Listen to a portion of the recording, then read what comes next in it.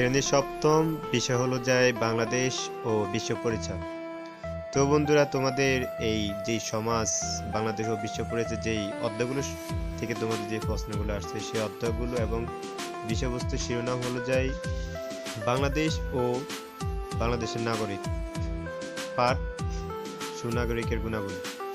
তারপর হলো যায় ষষ্ঠ অধ্যায় বাংলাদেশ নির্বাচন ব্যবস্থা, পাঠ হলো যে ৩ নির্বাচন কমিশন, নির্বাচনী এলাকা এবং নির্বাচনী আচরণবিধি। আচ্ছা, তোমাদের যেই অ্যাসাইনমেন্ট বা নির্ধারিত কাজ, সেই কাজগুলো তোমরা কোন প্রশ্নের ভিত্তিতে করবা সেই প্রশ্নগুলো তোমাদেরকে আমি পড়ে শোনাচ্ছি। ১ নম্বর বলছে, একজন সুনাগরিক হিসাবে নিজেকে গড়ে তোলার ক্ষেত্রে তোমার যা করণীয় আছে তা একটি কর্ম পরিকল্পনা তৈরি করা।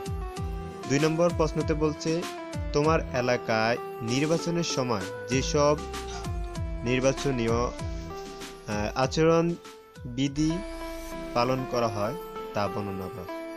তোমাদের এই চতুর্থ সপ্তাহে ২টা প্রশ্নকে নিয়েই তোমাদের এই সমাজের যে অ্যাসাইনমেন্ট আর কি। তো বন্ধুরা, আমরা প্রশ্ন ২টা দেখলাম, এখন আমরা এই ২টা প্রশ্নের আলোকেই যেই সমাধান, সেই সমাধানে আমরা চলে যাব। ১ নং প্রশ্নের উত্তর, একজন সুনাগরিক হিসেবে নিজেকে গড়ে তোলার ক্ষেত্রে আমরা যা করণীয় আছে তা একটি কর্মপরিকল্পনার নিচে তুলে ধরা হলো। এখানে বলা হয়েছে, একটি দেশে প্রকৃত উন্নয়নের জন্য প্রয়োজন সুনাগরিক। কেউ সুনাগরিক হয়ে জন্মগ্রহণ করে না, সুনাগরিক অর্জন করতে হয়। সুনাগরিক কতগুলো গুণ ও বৈশিষ্ট্য রয়েছে, এগুলো অর্জনের মাধ্যমে নাগরিক সুনাগরিককে পরিণত হতে পারে। বিজ্ঞানীদের মতে সুনাগরিক হতে হলে একজন নাগরিককে ৩টি মৌলিক গুণের অধিকারী হতে হবে। নিচের চকে সুনাগরিকের গুণাবলী কি উল্লেখ করা হলো, যেমন এখানে বলা হয়েছে সুনাগরিক হতে হলে তোমার 3টি জিনিস, একটা হলো বুদ্ধি, আত্মসংযম, ৩ নম্বর হলো যাই বিবেক বিচার আর কি। বুদ্ধি, বুদ্ধিমান নাগরিক যেই কোনো রাষ্ট্রের সবচেয়ে মূল্যবান সম্পদ। বুদ্ধিমত্তা অর্জনের সবচেয়ে বড় উপায় হলো শিক্ষা লাভ করে জ্ঞান অর্জন করা। অতএব নাগরিকদের যথাযথ শিক্ষায় শিক্ষিত হতে হবে, কারণ বুদ্ধিমান নাগরিক উপযুক্ত প্রতিনিধি নির্বাচন, দক্ষতার সাথে দেশ পরিচালনা, রাষ্ট্রীয় উন্নয়ন ও সফলতা সহ গুরুত্বপূর্ণ কাজে ভূমিকা রাখতে পারে। এই জন্যই বাবা মায়ের উচিত সন্তানের যথাযথ শিক্ষা দেওয়া। তারপর হলো যায় আত্মসংযম, নাগরিককে আত্মসংযমী হতে হবে। আত্মসংযম নাগরিক অসৎ কাজ যেমন দুর্নীতি, স্বজনপ্রীতি বা স্বার্থপরতা, পক্ষপাতিত্ব ইত্যাদি থেকে বিরত রাখে। দেশ ও সমাজের স্বার্থে কাজ করতে ও নিয়ম মেনে চলতে অনুপ্রাণিত করে। তাই আত্মসংযম ছাড়া সুনাগরিক হওয়া সম্ভব নয়।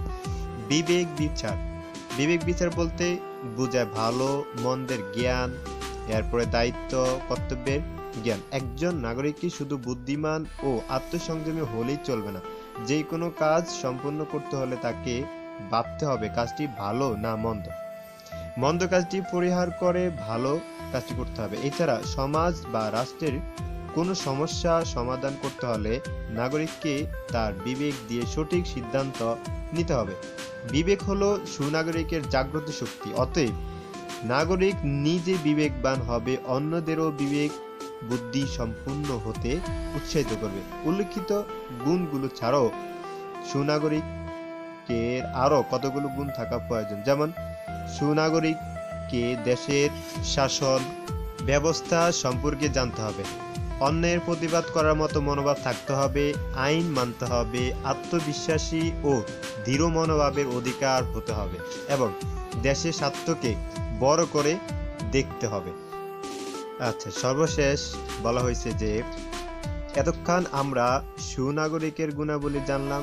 সুনাগরিক দেশের মূল্যবান সম্পদ, উপযুক্ত সার, মাটি এবং পরিচর্যা ছাড়া যেমন একটি গাছে ভালোভাবে বাড়তে পারে না, তেমনি নাগরিকের মধ্যে এইসব গুণের অভাব হলে দেশ ভালোভাবে চলতে পারে না। অতএব আমাদের ভবিষ্যৎ নাগরিকদের অবশ্যই এই গুণগুলো অর্জন করতে হবে। তো বন্ধুরা, এই ছিল তোমাদের এই যে ১ নং প্রশ্ন, এটার উত্তর ছিল আর কি। তো বন্ধুরা, আমরা ২ নং প্রশ্নের উত্তরে চলে যাব। ২ নং প্রশ্নের উত্তর হলো, যে নির্বাচন কমিশনের একটি অন্যতম কাজ নির্বাচনী আচরণ বিধি তৈরি করা।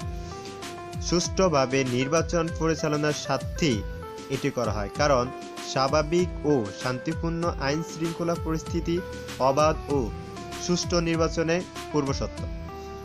আমার এলাকায় নির্বাচনের সময় যেসব নির্বাচনী আচরণবিধি পালন করা হয় তা বর্ণনা করা হলো। তো এখানে বলা হয়েছে 1 নম্বরে, মনোনয়নপত্র জমা দেওয়ার সময় সমাবেশ বা মিছিল করা যাবে না। 2, দেওয়ালে বা অন্য কোথাও কোনো কিছু লেখা বা পোস্টার লাগানো যাবে না। 3, কোনো রাস্তায় বা সড়কে জনসভা করা যাবে না। 4 নম্বরে বলছে যে রশিতে পোস্টার বা প্ল্যাকার্ড কার্ড ঝোলানো যাবে। 5 নম্বর বলছে প্রচারের জন্য একটি গেট তৈরি বা আলোকসজ্জা করা যাবে না। 6 নম্বর বলছে মোটরসাইকেলে বা কোনো যানবাহনে মিছিল করা যাবে না। 7 নম্বর বলছে নির্বাচনী ক্যাম্পে ভোটারদের কোনো উপহার বা খাদ্য বা পানীয় পরিবেশন করা যাবে না।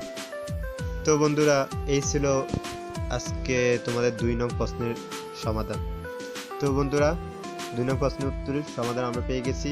তো সর্বশেষ তোমাদের কাছে আমাদের একটি রিকোয়েস্ট, যে যারা আমাদের এই ভিডিওটা দেখতেছো নতুন, তোমরা অবশ্যই আমার চ্যানেলটাকে সাবস্ক্রাইব করবা এবং পাশে থাকা যেই এই বেল বাটনটা আছে এটা তোমরা অন করে দিবা এবং লাইক করবা, ভিডিওটা শেয়ার করবা, এবং যদি কোনো কিছু যদি তোমরা না বুঝো তাহলে অবশ্যই আমাদেরকে কমেন্টের মাধ্যমে জানিয়ে দেবা আর কি। এই ছিল আজকের এই তোমাদের এই সমাজ অধ্যায়। তো আল্লাহ হাফেজ, দেখা হবে অন্য ভিডিওতে।